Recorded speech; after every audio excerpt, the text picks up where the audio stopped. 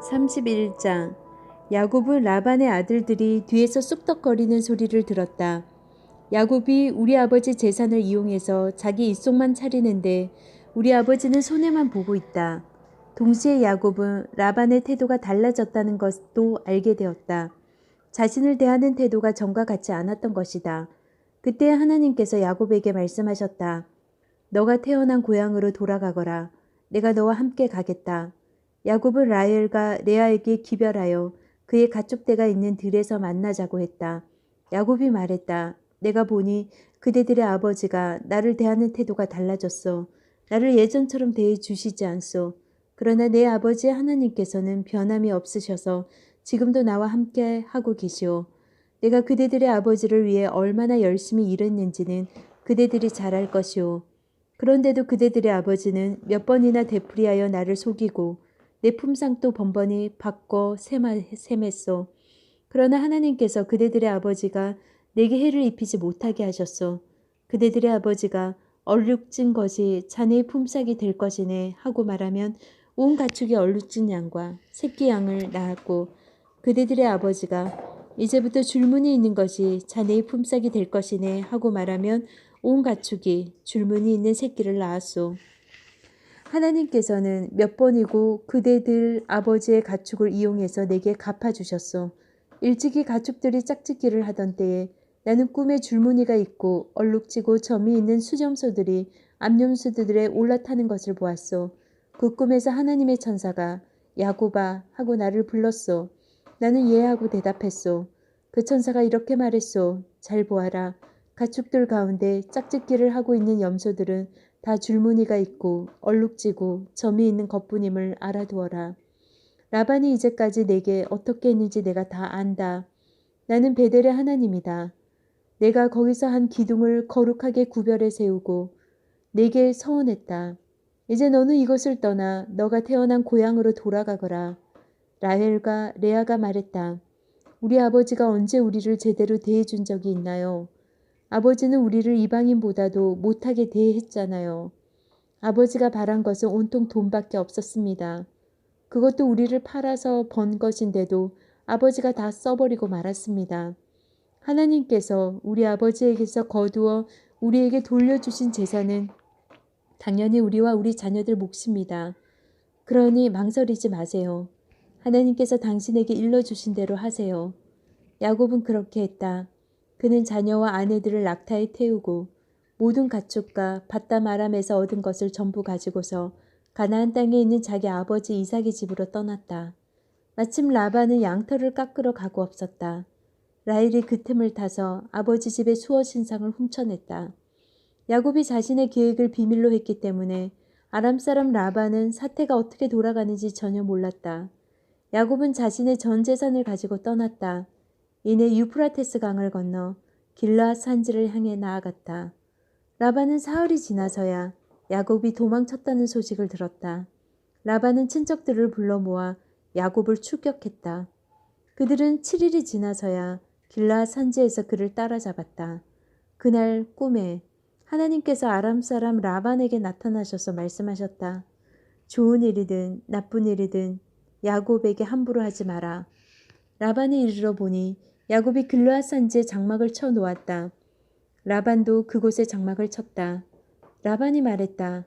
자네가 나 몰래 내 빼고 내 딸들을 포로처럼 끌고 가다니 무슨 생각으로 이렇게 했는가? 어째서 도둑처럼 밤중에 도망쳤는가? 왜 내게 알리지 않았나?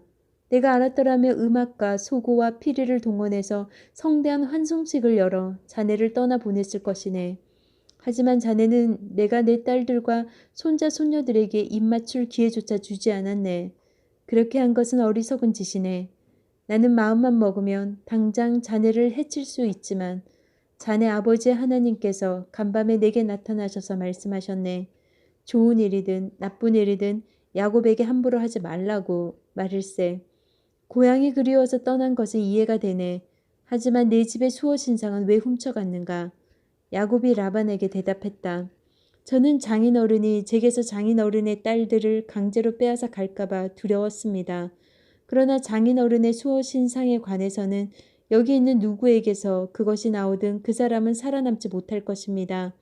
우리 모두 지켜볼 테니 뒤져보십시오.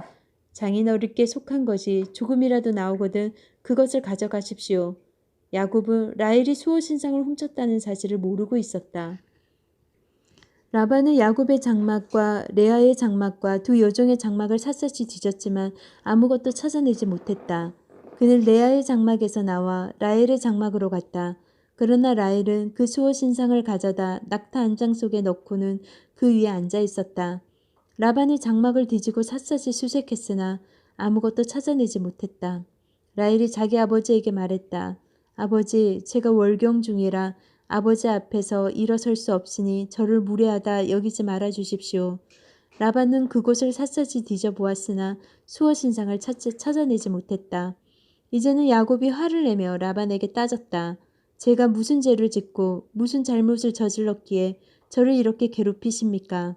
장인 어른께서 이곳을 샅샅이 뒤졌으나 장인 어른의 소유라고 할 만한 것을 단 하나라도 찾아낸 것이 있습니까? 있다면 보여주십시오. 증거를 제시해 주십시오.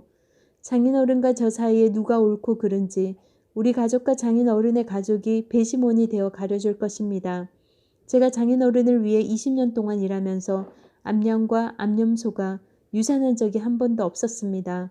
저는 장인어른의 가축 가운데서 수장 한 마리 잡아먹은 적이 없습니다. 들짐승에게 찢긴 가축은 장인어른께 가져가지 않고 제 주머니를 털어 변상했습니다.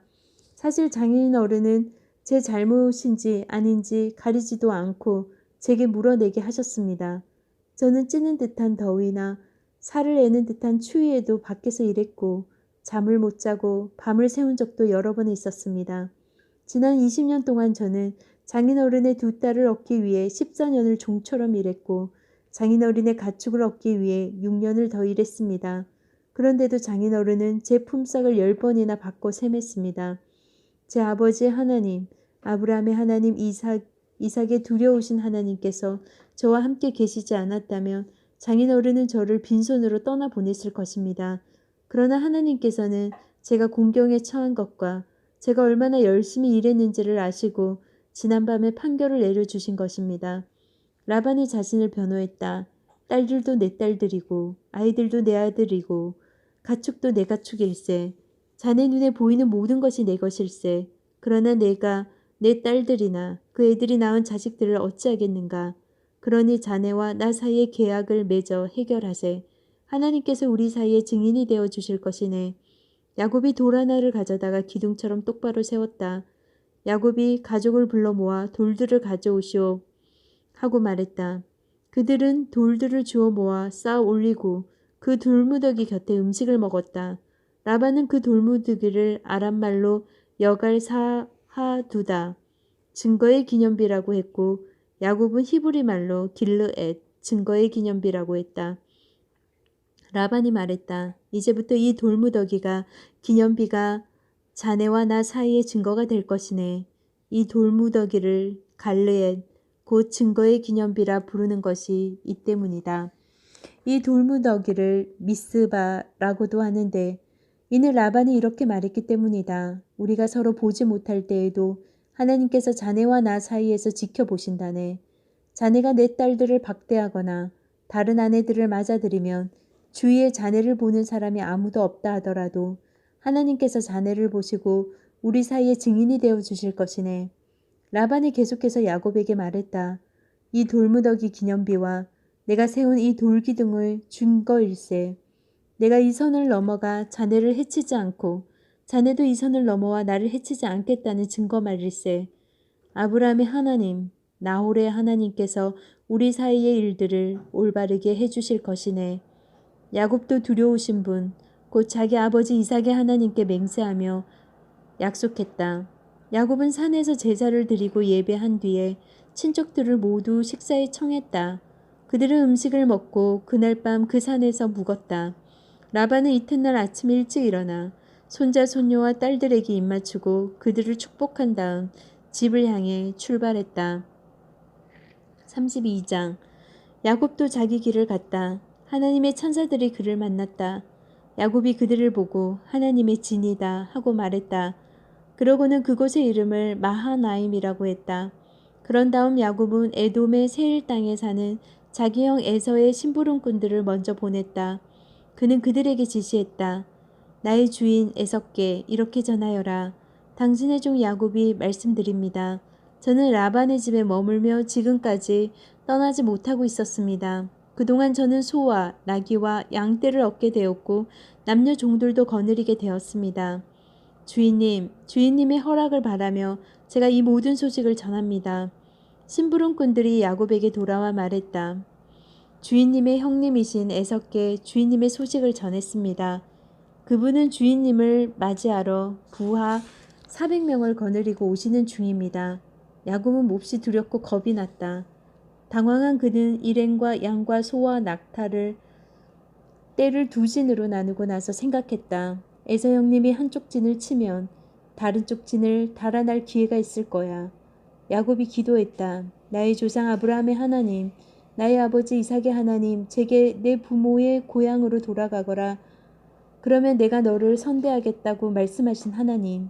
저는 하나님께서 보여주신 그 모든 사랑과 성실을 받을 만한 사람이 못 됩니다. 제가 이곳을 떠나 요단강을 건널 때 제가 가진 것은 옷가지가 전부였습니다. 하지만 보십시오. 이제 저는 두 진이나 이루었습니다. 몹시도 화가 난 제 형님으로부터 저를 구해 주십시오. 그가 와서 저와 제 아내들과 자식들 할 것 없이 저희 모두를 칠까 두렵습니다. 하나님께서는 내가 너를 선대하겠다. 내 자손을 바다의 모래처럼 셀 수 없을 만큼 많아지게 하겠다고 친히 말씀하셨습니다. 야곱은 그날 밤 그곳에서 묵었다. 그는 자기 소유물 가운데서 형 에서에게 줄 선물을 골라 준비했다. 암염소 200마리와 숫염소 20마리, 암양 200마리, 숫양 20마리, 새끼 딸린 낙타 30마리, 암소 40마리, 황소 10마리, 암나귀 20마리, 순나귀 10마리. 그는 종들에게 한 떼씩 맡기며 말했다. 나보다 앞서 가거라. 가축대 사이에 거리를 충분히 두어라. 그런 다음 첫 번째 종에게 이렇게 지시했다. 나의 형님 에서가 가까이 다가와서 내 주인이 누구냐? 어디로 가는 중이냐? 이것들은 누구의 것이냐 하고 묻거든. 주인님의 종 야곱의 것입니다. 이것들은 에서 주인님께 드리는 선물입니다. 그도 뒤에 오고 있습니다 하고 대답하여라. 그때 떼를 이끌고 출발하는 두 번째 종과 세 번째 종에게도 차례로 같은 지시를 내렸다. 너는 이렇게 말하여라. 주인님의 종 야곱이 저희들을 오고 있습니다. 야곱은 생각했다. 연이어 선물을 받으면 형님의 마음이 풀어지겠지.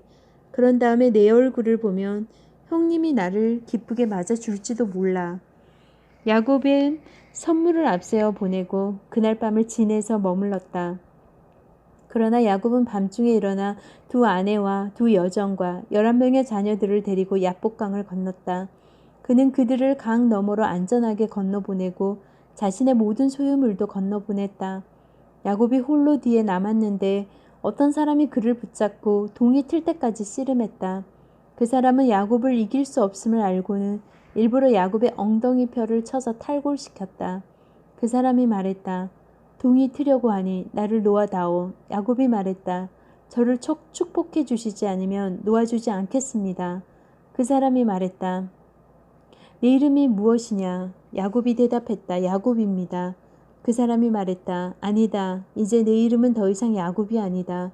너가 하나님과 씨름하여 이겼으니 이제부터 너 이름은 이스라엘이다. 야곱이 물었다. 당신의 이름이 무엇입니까? 그 사람이 말했다. 어째서 내 이름을 알려고 하느냐? 그러고는 곧 그 자리에서 야곱을 축복해 주었다. 야곱은 내가 하나님을 마주 대하여 배웠는데도 이렇게 살아서 이야기를 전하는구나 하고 말하며 그곳의 이름을 브니엘, 하나님의 얼굴이라고 했다. 야곱이 브니엘을 떠날 때 해가 떠올랐다. 그는 엉덩이 뼈 때문에 쩔뚝거렸다. 그래서 이스라엘 사람들은 오늘날까지도 엉덩이 뼈의 힘줄을 먹지 않는다. 야곱의 엉덩이 뼈가 탈골되었기 때문이다.